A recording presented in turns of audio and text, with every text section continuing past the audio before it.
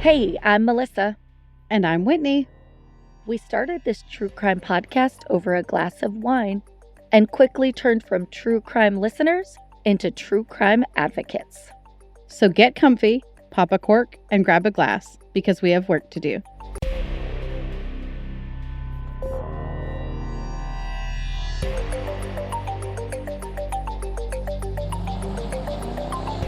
This is Cults, Crimes, and Cabernet. Some content may be unsuitable for sensitive listeners. Discretion is advised. Happy Monday Happy Monday. and happy March, my birthday month. Yes, happy March. Happy birthday week. That's true. It is the birthday week specifically. It is. Yay. We're getting old. We so are. It just freaks me out, but I'm not even going to think about it today. I'm just going to do what I love, bringing another case that needs some more attention. Absolutely.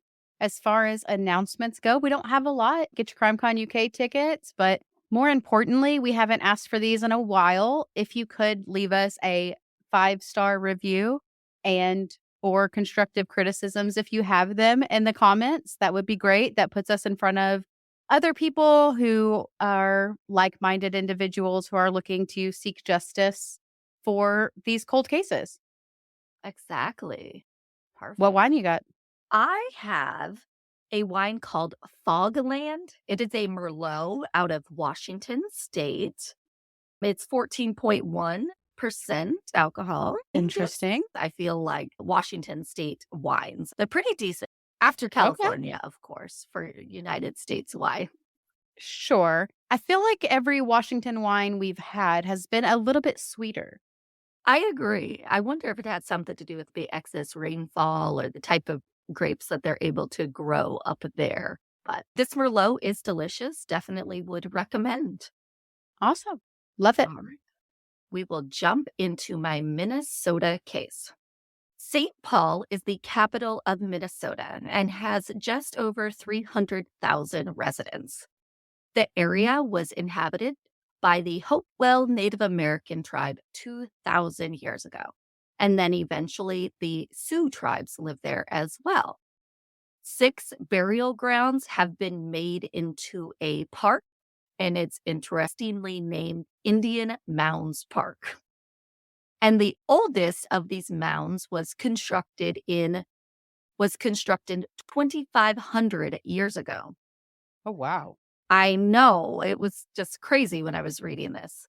I guess when I think of Minnesota, there's history there, but you don't think of it being as old of the history as you hear in like Boston and the Northeast kind of when the colonies were there. You think about history more that direction, not really in the Midwest. Exactly, especially 2,500 years ago. Like, it just makes me think that we're like a blip in the time continuum from this planet. Yes. Or, as our husbands would say, the simulation. Exactly. Yeah. At least 31 other mounds were destroyed by development over the last few centuries. So there was a lot of these burial mounds there, and a lot of them have been misplaced and dug up. St. Paul is another city that's along the Mississippi River, which aided obviously many towns in becoming industrialized much more quickly than others. I found it surprising that St. Paul is a pretty humid place during the summer. I was shocked. I just thought there would be no humidity because it's far away from Florida. They do obviously have harsh winters with lots of snow and have been known to be subjected to cold Arctic air masses. I didn't even know what an air mass was because obviously it does not sound good to this Florida girl. But in case anyone wants to know, an air mass is a large body of air that is fairly horizontal and like stays in one area for a significant amount of time. And the Arctic masses are the coldest of all the masses. There's a bunch of different ones, and that one happens to be the coldest. So it's essentially like an air bubble that just floats there? And just stays and for a bit of time, and it's super cold temperatures, and it's large. It's not like a front where it moves across the territory quickly. Interesting. The city has a lot of manufacturing type jobs. Another interesting fact is St. Paul is second in the United States in the number of higher education institutions per capita. It's just behind Boston, which I didn't know that about St. Paul either. But the crime in St. Paul is not too good, like at all. According to Neighborhood Scout, St. Paul is rated a 3 out of 100, Yeesh. with 100 being the safest, so obviously a 3 is pretty bad. We're talking over 2.5 times more violent crime there than the average Minnesota town. Then over 2 times the average property crime. And I don't want you to think that Minnesota is super safe in all the other areas, and that's what makes St. Paul look so bad, according to their statistics. But because Minnesota is pretty even when it comes to the United States average. The last statistic I have before we get into the case is that there are 267 crimes per square mile in St. Paul. There's only 26.8 crimes per square mile in the United States, and then 22 crimes per square mile in Minnesota. That is a significant difference between those three. And lawmakers in this area must determine how to create change. Because obviously this cannot continue. And if these numbers do not convince you, I think your mind will be changed after we talk about today's unsolved murder of Synika George James. Synika was born on October 10, 1978, to parents George Buster James and Diana James. In his childhood, he lived in South Bend, Indiana, and then his family would eventually move to St. Paul, Minnesota. Synika had just celebrated his birthday, and then on October 14th, 2015, he was murdered at a friend's vigil. This friend was also murdered. His 37th birthday was one for celebration. Synika had been sober for 7 or 8 months and felt so proud of this accomplishment. He was the father to 6 children, ages 7 to 20 years old. So big range of kids there. He was known for his huge heart, love of making people laugh, and cooking. Synika had many siblings, giving him many nieces and nephews, and he just loved kids. So with his own 6 kids and all of his siblings' children, he loved this large family. There were literally kids everywhere. I didn't count up how many siblings he had, but just listing the names in his obituary, there was, I want to say, at least 8 to 10 siblings. So can you imagine the number of children, nieces and nephews always running around at family gatherings? Now for that fateful day on October 14th, 2015, Synika had helped his nephew, who was 6 years old, get off the school bus that afternoon. After that, he and his 2 sisters had plans to attend a childhood friend's that was named Narissa Turner's vigil. It was the 3rd anniversary of her murder, and her mother just wanted one last remembrance event in the spot that she was killed. 30 to 40 people gathered in the alleyway near Cypress Street and East Rennie Avenue on the east side of St. Paul. Just after 6 p.m., a man jumped out of the vehicle and started shooting. In all the commotion, Synika was just trying to push all of the children out of the way of the gunfire when he was shot in the chest. After the attacker fled on foot, the family and friends loaded Synika in a personal vehicle and drove quickly to get him medical attention. The worried family would end up flagging down an ambulance where they started to render aid. But unfortunately, it wouldn't matter because Synika James was dead. There are reports that somewhere between 10 and 12 shots were fired into this peaceful crowd that included many children. Narissa's mother, Odessa Turner, believed the shooting had to do with retaliation and her daughter. Odessa stated, "I just can't believe this happened at my daughter's vigil. I blame myself for what happened. We were not out there longer than 15 minutes, and they came and shot the place up. Odessa believed this theory about it being retaliation because the man charged and convicted of her daughter's murder was a member of a local gang named the East Side Boys, and that's spelled with a Z. Apparently, Narissa's roommate had spread some rumors about Narissa that she aided another gang called the Selby-Siders in the murder of a man named Dominic Neely. Of course, Dominic was a member of the East Side Boys, and this is how Narissa ended up being killed. These two gangs have had a long, violent past against each other. And once these rumors were out there about Narissa and what she may or may not have done, no one could stop the sequence of events from happening. Threats started coming in from the gang to Narissa, so she ended up fleeing to Georgia for safety. But soon she came back to the St. Paul area, and literally as soon as she got back, she was killed as she sat in a parked vehicle in the same alley that Synika was killed exactly 3 years later. Narissa was just 20 years old and a mother to a little girl when she was murdered. Luckily, they caught the person and he was convicted and received life in prison. But back to Synika's murder. Authorities found 2 types of shell casings. So was there more than one shooter? Could the witnesses not notice more than one shooter because of all the chaos? Because there was already so many people in this alley.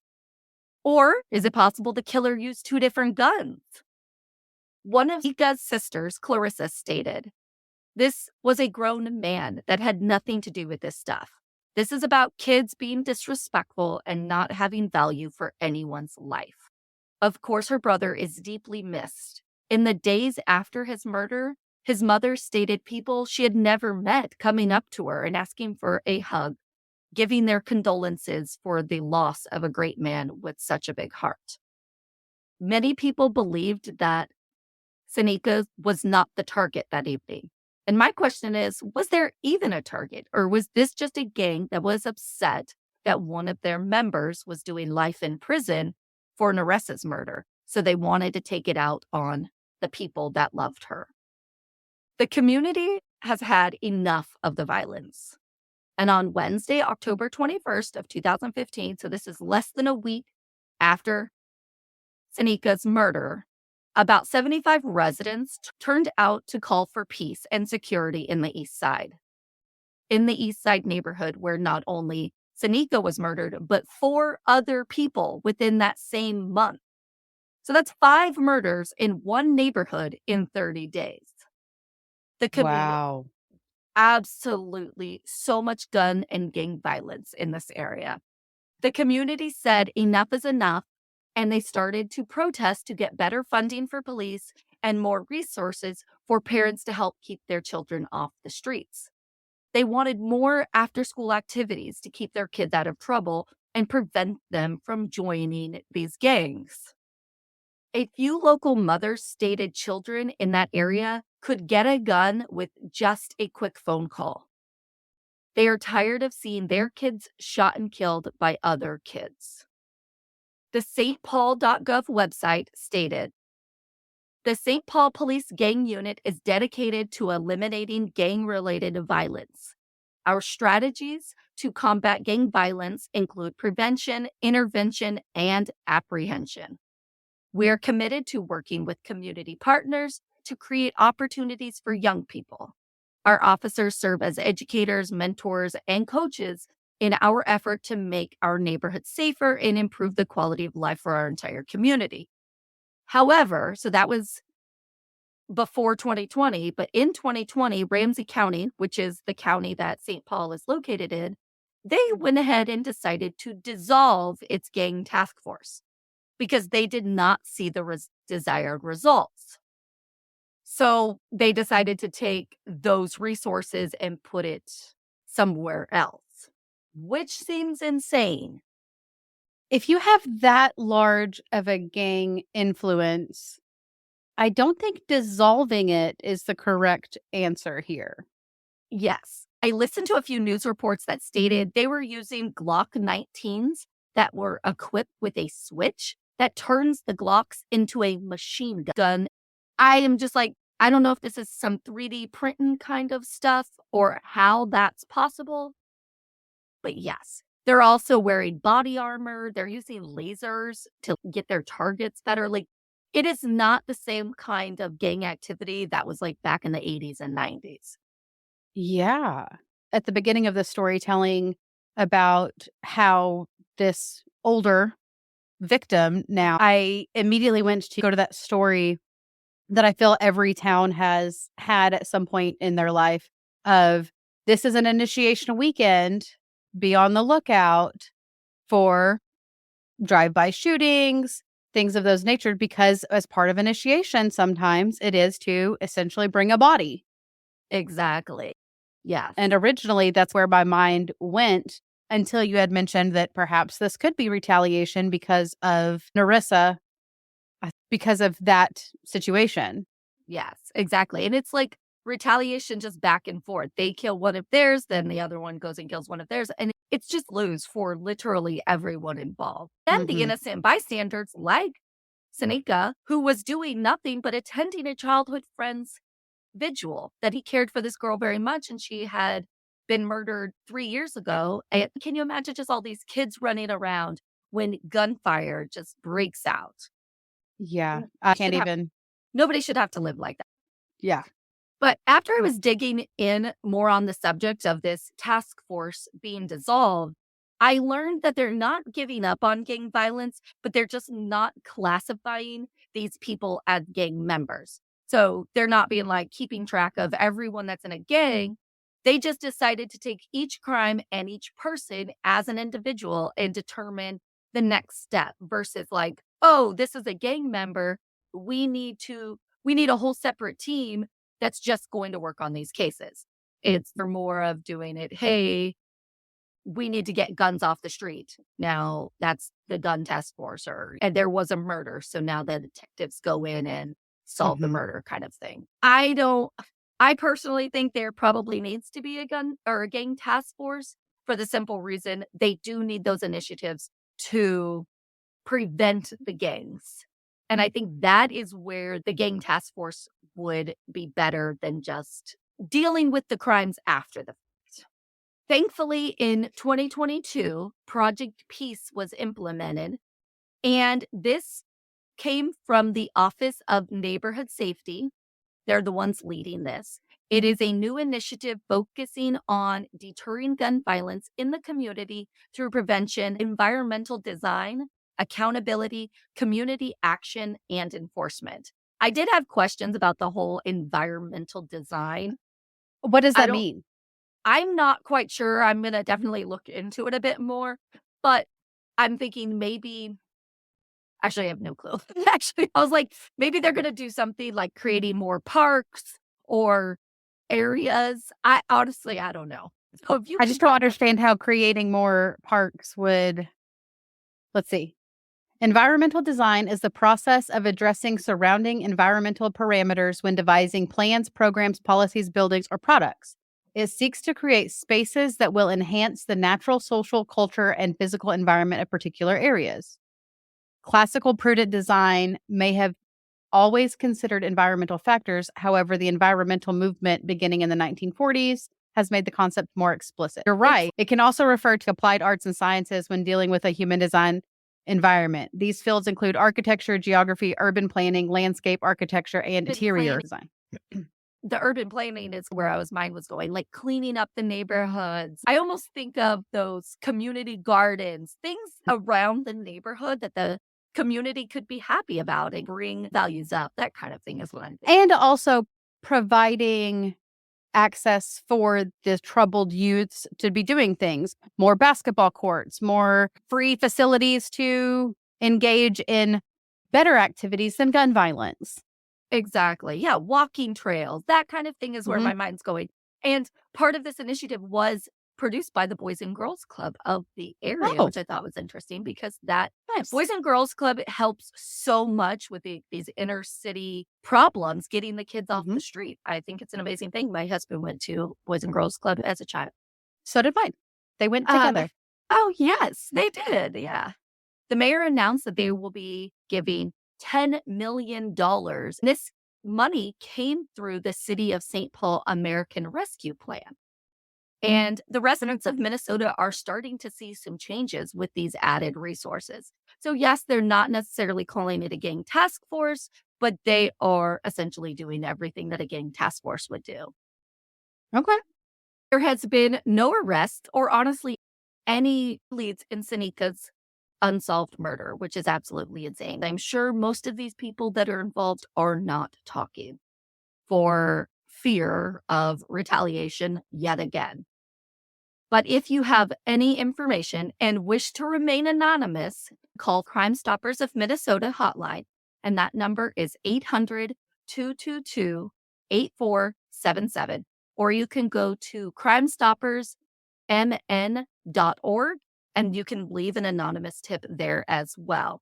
There is a $5,000 reward for information leading to an arrest of the person responsible for killing Synika. And on this Crime Stopper website of Minnesota, you can actually follow up with your tip that you submit to see if anything is happening with it. I said, well, wouldn't that be nice? Because when we send in tips, I'm like, I just want to know what's happening with the kid. Yeah. Can we just get a confirmation that you even received it? Yes, something like that would be nice. So I thought it was very awesome that the Crime Stoppers of Minnesota had that. That is. Yes, and that is Minnesota's case. I know there's not a lot of details. Obviously, there's really not even any theories of who did this because it does seem like it was random, but connected to the East Side Boys gang.